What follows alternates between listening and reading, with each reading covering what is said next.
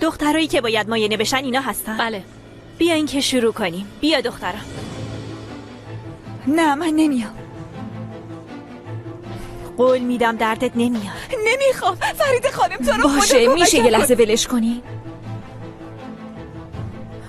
از یه جایی منتظر خبر هستیم. شاید دیگه لازم به این کارا نباشه. لطفا شما دخالت نکنین. بیا.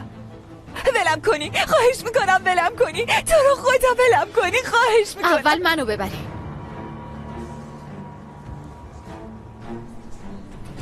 سوگل یه لحظه صبر کن.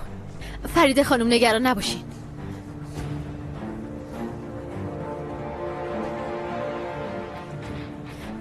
قوی ترینشون منم. هیچی نمیتونه منو از پا در بیاره. سوگل نکن. سوگل.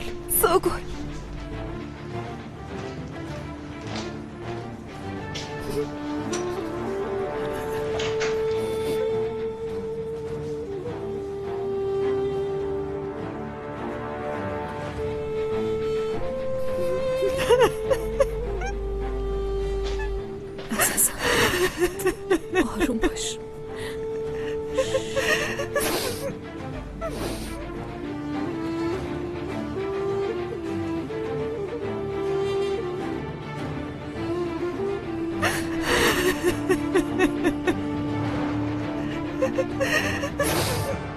همه این داستانا تقصیر اون سوگله.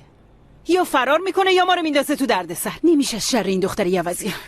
استغفرالله خلاص شد. ببین آدمو مجبور به چه حرفایی میکنن. به فرید خانم زنگ زدی؟ چرا به من خبر ندادی؟ آخه شما دوست ندارین شب کسی مزاحمتون بشه. آره از طرفی هم کار خوبی کردی. از بس دنبال اینا این ور اون ور رفتم عمرم تلف شد. یکم من فرید خانم باهاشون سر کله بزنه ببینه ایدالیسم یعنی چی. بفرمایین. سلام. نازان ازگور مدیر کالج کوشیولو هستم. میشه یکم صحبت کنیم؟ بله بفرمایین. چی میل داری؟ لازم نیست متشکرم. میخواستم درباره یه مسئله شخصی باهاتون صحبت کنم. بفرمایین گوش میدم. دیشب تو پارک بین دخترای این پانسیون و پسرای کالج ما یه مسئله خیلی ناخوشایند پیش اومد. پسر منم قاطی این ماجرا بود. پسر شما؟ بله، اما من در این که پسرم و دوستاش حقیقت رو گفتن هیچ شکی ندارم. وکیلمونم به همون اعتماد داده که برنده این دعوا ماییم. ولی خب این دختران بالاخره جوونن. اگه مسئله پیش بیاد تبعاتش همیشه باهاشونه و تا آخر عمرشون نمیتونن اونو فراموش بکنن. وجدان منم همچین چیزی رو قبول نمیکنه. ما نمیخوایم باعث مجازاتشون بشیم. از روی انسانیت خواستیم شکایتمون رو پس بگیریم. البته اگه دخترها هم شکایتشون رو پس بگیرن.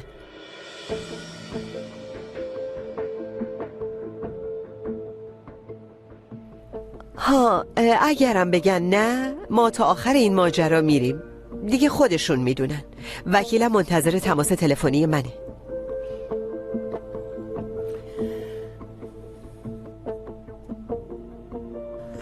حق با شماست.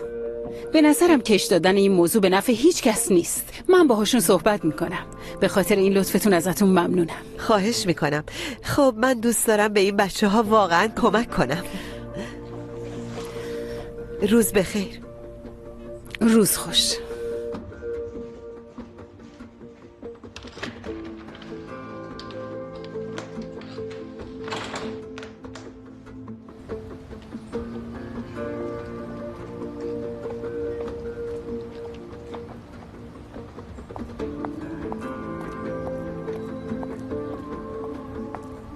درست شد. شکایتشون رو پس میگیرن. شما هم شکایتتون رو پس بگیرین. باشه.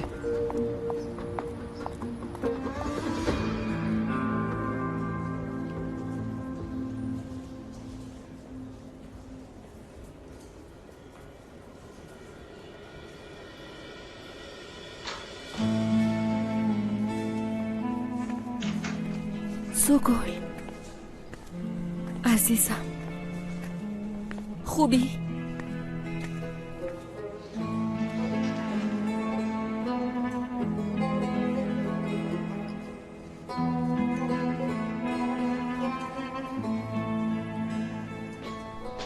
میبینین چی کار کردیم؟ کاری کردین که این بچه هیچ وقت فراموش نمیکنه. ما کردیم. نفر بعدی بیاد. بیا دخترم. خب اول مارال بره، همه چیز اون شروع کرد. دیگه چی؟ بیا دخترم بیا.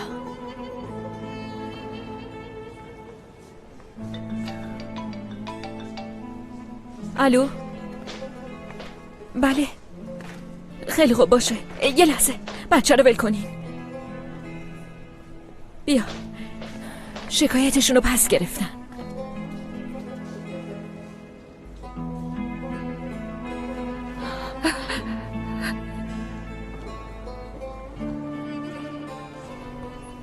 همه ی کاسه کوزه ها سر سوگل شکست.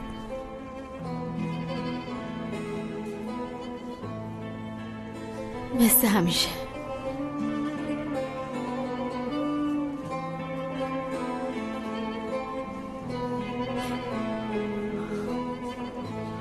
کیف سرکانو کجا ازش دزدیدن؟ تو خیابون.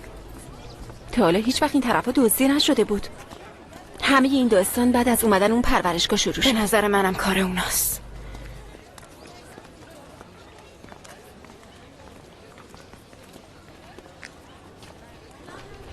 وا، اینو چرا از بغل هم رد شدن با هم حرف نزدن؟ نمیدونم.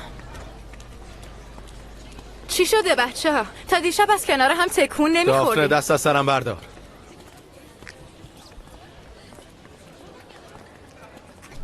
سرکان، شما واقعا دیشب رفتین کلانتری؟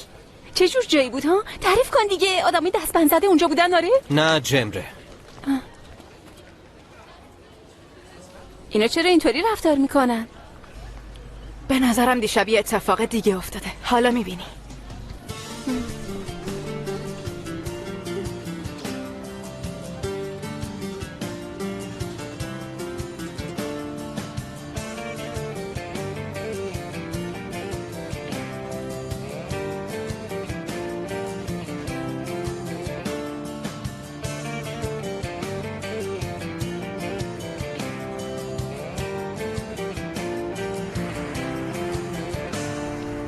دارین با پول دولت اینجا زندگی میکنین، ذره‌ای هم براش ارزش قائل نیستین.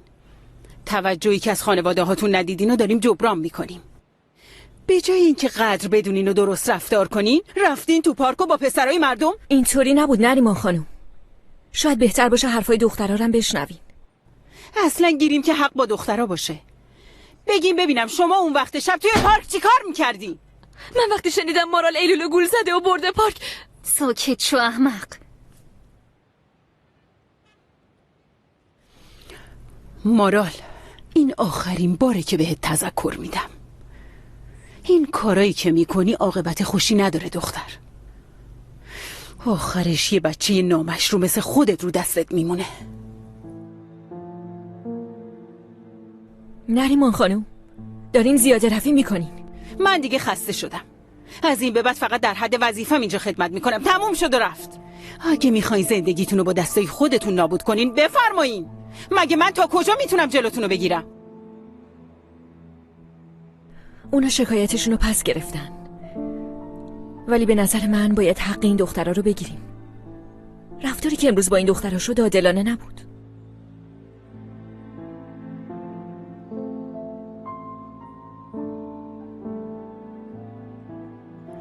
چه حقی فرید خانم؟ نه شاهدی داریم نه چیزی. مگه اون خانواده ها با اون همه ثروت اجازه میدن که کسی حرف بچه های ما رو بشنوه؟ یعنی حرف ما رو باور نمیکنن؟